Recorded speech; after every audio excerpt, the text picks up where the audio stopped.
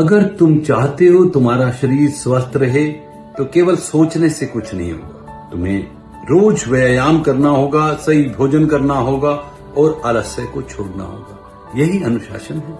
अगर तुम चाहते हो कि तुम्हारे जीवन ज्ञान से भरा हो तो केवल यह चाहना कि मैं बुद्धिमान बन जाऊं बेकार है। तुम्हें किताबें पढ़नी होंगी, ध्यान करना होगा और अपने भीतर उठने वाले प्रश्नों को गहराई से देखना होगा।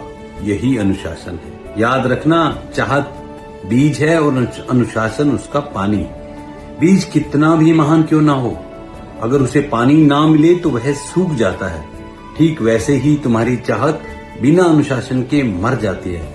आज दुनिया में लाखों लोग सपने देखते हैं, लेकिन सफल वही होते हैं जिनके पास अनुशासन होता है, क्योंकि सपनों को हकीकत तक पहुंचाने का काम केवल अनुशासन ही करता है।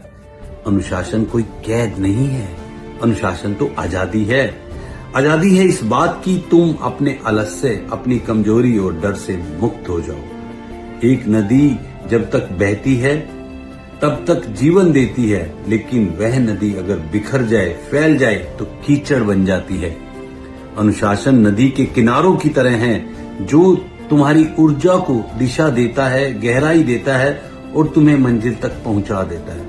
इसलिए अगर सच में वही बनना चाहते हो जो तुम बनना चाहते हो तो केवल चाहने से कुछ नहीं होगा। तुम्हें अपने जीवन में अनुशासन की आग जलानी होगी। हर दिन, हर क्षण अपने लक्ष्य के लिए समर्पित होना होगा। जब चाहत और अनुशासन मिलते हैं ना तो चमत्कार होता है। तभी मनुष्य वही बनता है जो गहराई से बनना चाहता है। याद रखना, यह जीवन कोई खेल नहीं है, यह तुम्हारी चेतना की यात्रा है। अगर तुम्हें अपने भीतर नीच विचार रखोगे तो जीवन को नरक बना लोगे। अगर ऊंचे विचार रखोगे, गहरी चाहत रखोगे, अनुशासन रखोगे तो यही जीवन तुम्हारा स्वर्ग बन जाएगा। सवाल यह नहीं है कि दुनिया तुम्हारे साथ है या खिलाफ है। सवाल यह नहीं है कि दुनिया तुम्हारे साथ है, खिलाफ है। सवाल है कि क्या तुम अपने साथ हो या नहीं।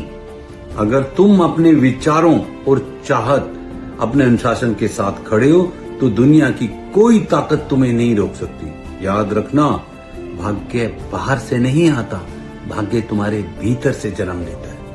जैसा तुम सोचते हो, जैसा तुम चाहते हो, जैसा तुम जीते हो, वही तुम्हारा भविष्य बनता है। तो उठो, अपने डर को छोड़ो, अपने संदेह को जलाओ, अपनी चाहत को इतना गहरा बना दो कि तुम्हारी हर सांस में समा जाए। फिर देखना, पूरा ब्रह्मांड तुम्हारे रास्ते को साफ करने में लगेगा।